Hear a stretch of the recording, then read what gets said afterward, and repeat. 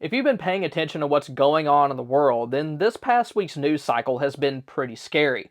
It seems like things are on a razor's edge, both at home and in different parts of the world. We're seeing unrest across the country, along with threats of potential new conflicts on the horizon. So today, we're going to go over these events. And as always, my goal here isn't to freak people out, but I do want to give y'all an idea of what's going on, help you see the bigger picture, and then most importantly, give you practical steps that you can take to keep yourself and your loved ones safe. First, on January 3rd, U.S. forces captured Venezuelan President Nicolas Maduro. This has sparked varying reactions from governments around the world, along with questions about its implications for regional stability, international law, and everyday people. According to official sources, the mission, codenamed Operation Absolute Resolve, was a coordinated military and law enforcement effort. Its objective was to apprehend the Venezuelan president and his wife, Celia Flores, on charges brought by the United States DOJ. Those charges stem from a 2020 federal indictment that accused Maduro of narcotics trafficking and related offenses. The operation reportedly began around 2 a.m. local time, with U.S. forces targeting key military and strategic sites in northern Venezuela, including in and around Caracas. Ground forces and over 150 military aircraft were involved. As a result, he and his wife were captured and transported to New York City, where they appeared before a U.S. federal court to face those federal charges.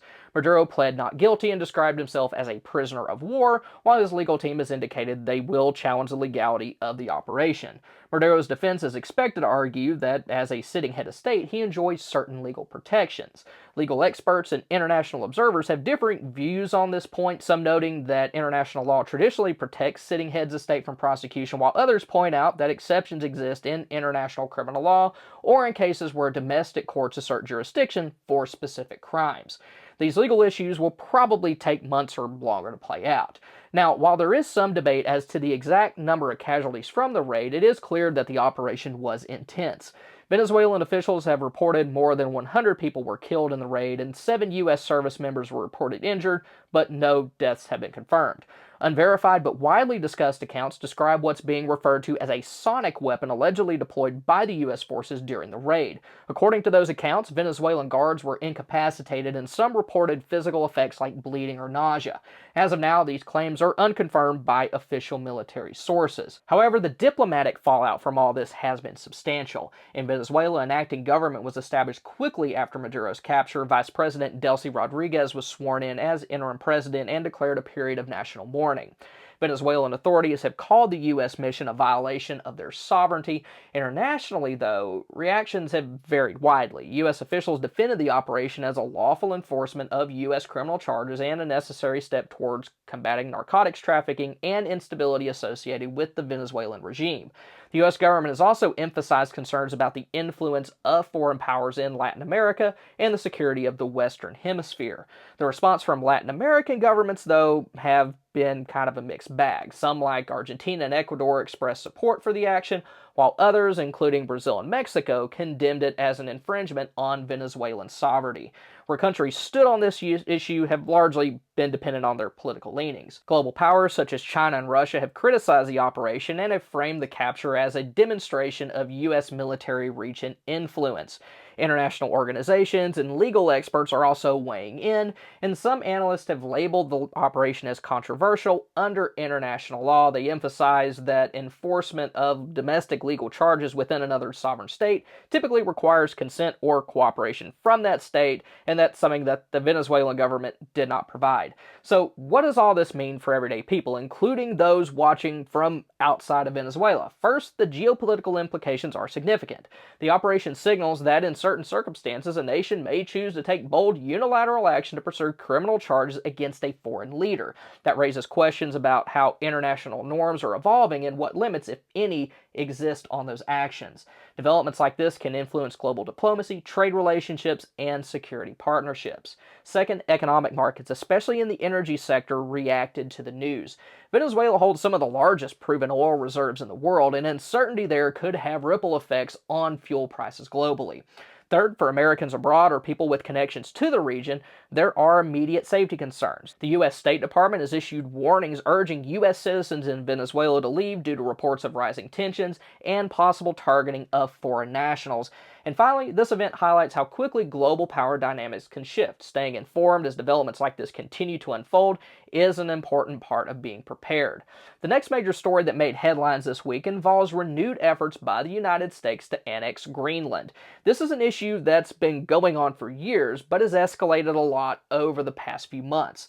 The idea of the U.S. acquiring Greenland isn't new. It's something that's popped up several times over the last century. In fact, the U.S. government made formal offers to buy Greenland from Denmark all the way back in 1946, and the subject came back up in 2019. But recently, the rhetoric and the stakes have both gotten a lot higher. This week, multiple U.S. officials and policymakers, including President Trump, publicly renew calls to bring Greenland under American control.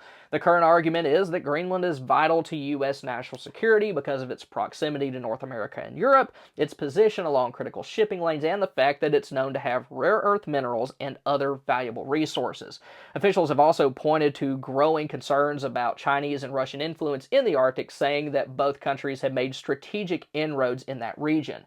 The argument is that U.S. control of Greenland would help limit foreign military or economic expansion and ensure that Arctic resources and infrastructure stay out of the hands of America's biggest global competitors. But what makes this situation different is that U.S. leaders are openly discussing not just buying Greenland, but also potentially using other means as well.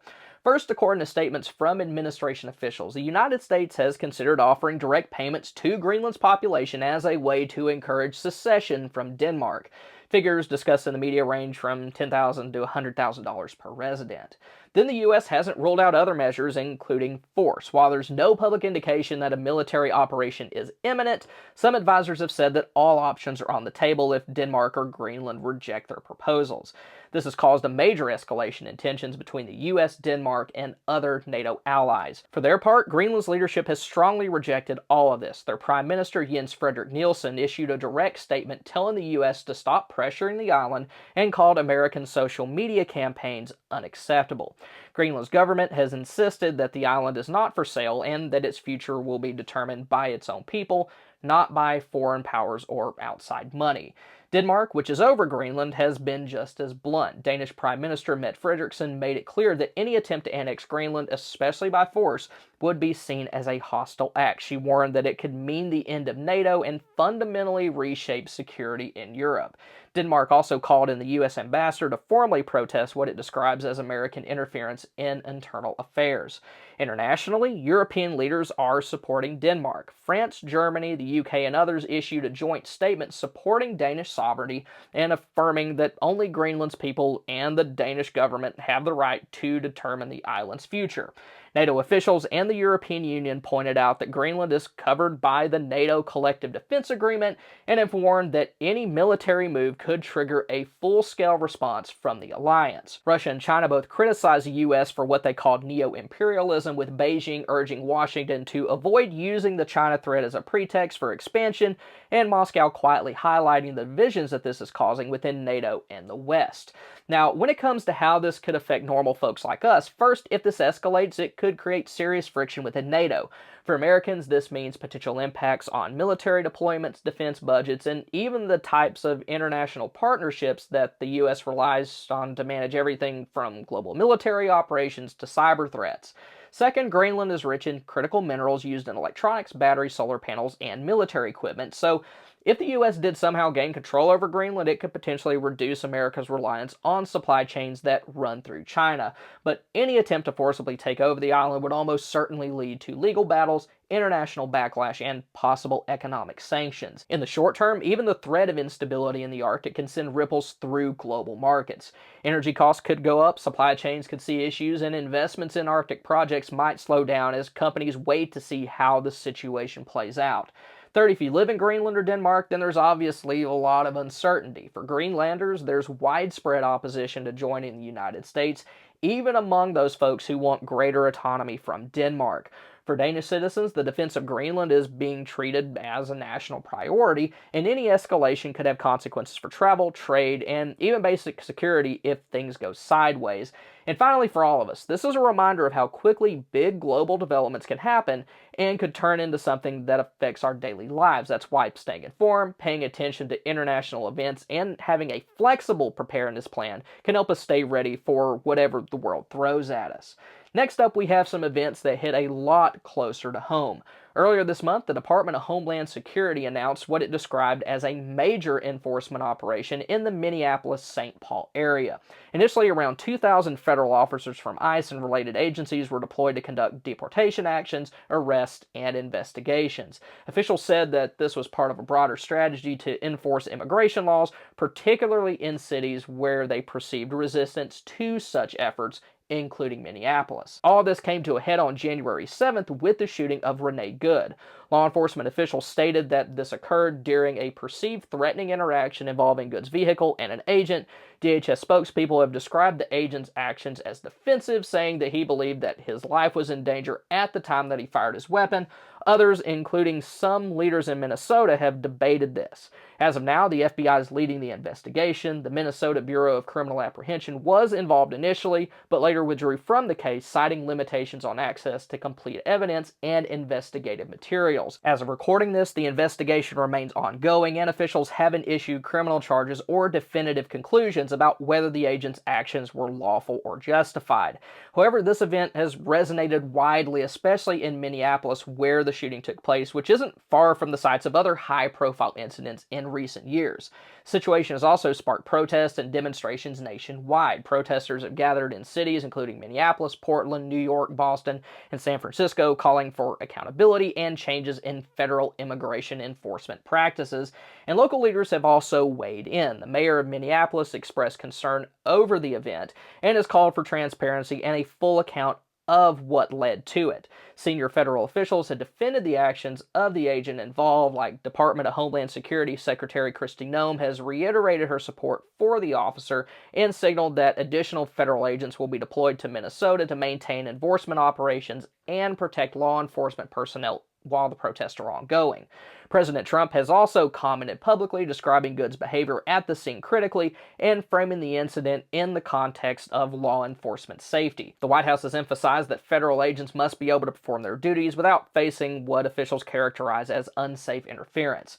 Then at the same time, lawmakers on Capitol Hill from both parties have called for a thorough independent investigation into the circumstances of this shooting, including reviewing training, rules of engagement, and the sequence of events that led to the use of lethal force. The ongoing investigation shows how intricate the legal aspects of use of force incidents can be. Families, communities, and policymakers often wait for weeks or months at a time for official reviews to be completed, during which time emotions can run high. And finally, it shows how quickly these types of situations can become extremely dangerous. Next up, we're going to the other side of the world with widespread protests that have broken out across Iran. These began in late December, triggered by a combination of economic hardship and political frustration. Over the past several months, Iranians have faced rising inflation, high unemployment, and ongoing shortages. And when the government announced sudden increases in the prices of basic foods, that was the breaking point for a lot of folks. This resulted in large-scale demonstrations with thousands of people taking to the streets in dozens of cities, including Tehran. And although the initial focus was economic, the protests soon took on a broader tone, with demonstrators calling for more freedom, accountability, and political change. The movement's drawn support from people of various backgrounds, from students to shopkeepers and workers, and it reflects a wide cross-section of Iranian society. Iranian authorities have responded with force, deploying both regular police and the Revolutionary Guard to disperse crowds and restore order. Human rights groups and several international news outlets report that hundreds of people have been killed and thousands more have been arrested since the demonstrations began. The government's also imposed internet blackouts and restricted access to social media in an effort to control the flow of information and discourage further protests. Official statements from Iranian leaders blame what they call foreign agitators for fueling unrest, arguing that outside influence is trying to destabilize the country. In an attempt to show strength, the government has also organized counter-rallies in support of the current leadership and has emphasized what they refer to as a commitment to national security and stability. And governments around the world have weighed in on the situation too. The United States, along with several European Union countries, has condemned the use of force against protesters and called for Iran to respect the rights of its citizens. The UN Secretary General has issued a statement urging restraint and a peaceful resolution to the crisis. Russia and China, on the other hand, have backed the Iranian government's call for non-interference, framing the situation as an internal matter. Regional powers in the Middle East have largely called for stability, with some quietly expressing concern about the potential for the unrest to spread beyond Iran's borders. For Iranian citizens, the unrest has led to widespread disruptions, with some cities experiencing curfews, business closures, and interruptions of basic services. Families have faced uncertainty over personal safety and access to goods, especially as banking and communication systems have been affected. And for many, there's concern about loved ones who may have been detained or injured during the demonstrations. Beyond Iran's borders, these protests could affect global oil markets, as Iran remains a major oil producer, and any instability in the region has the potential to influence energy prices worldwide. The United States and other countries have also updated their travel advisories for the region, urging citizens to exercise caution or avoid non-essential travel to Iran.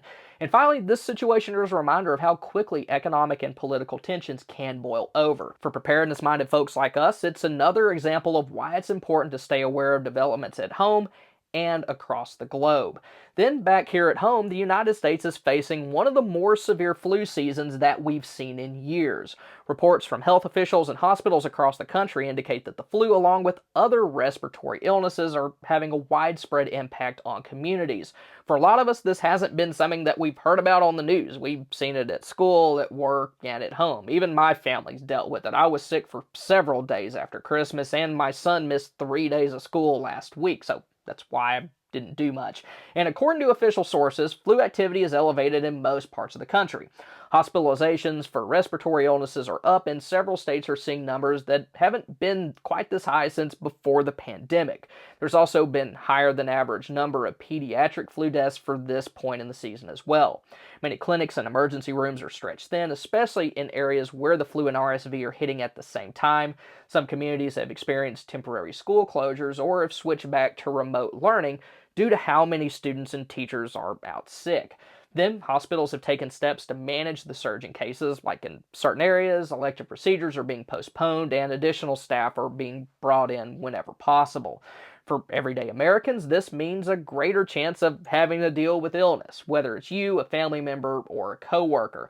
Parents are having to juggle work and childcare if kids are sent home, just like I did last week with my son. Businesses have seen an uptick in sick days and in some cases have had to make temporary adjustments to work schedules or policies.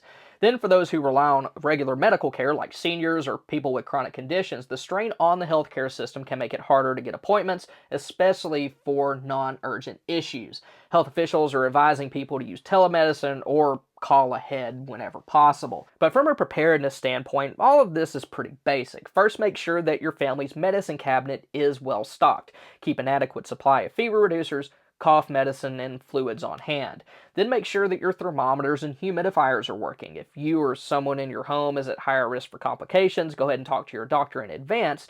It's about when to seek care, and if you're sick, rest up and avoid contact with vulnerable people, and plan ahead for shortages in your area by stocking up on basic supplies beyond just medications, like food, water, and fuel. Now, if you want to see the medications that every prepper should stockpile, then click here, or if you want to see some of the most dangerous mistakes that people make during winter and how to avoid them, then click here. Thank y'all for stopping by. Y'all have a good one.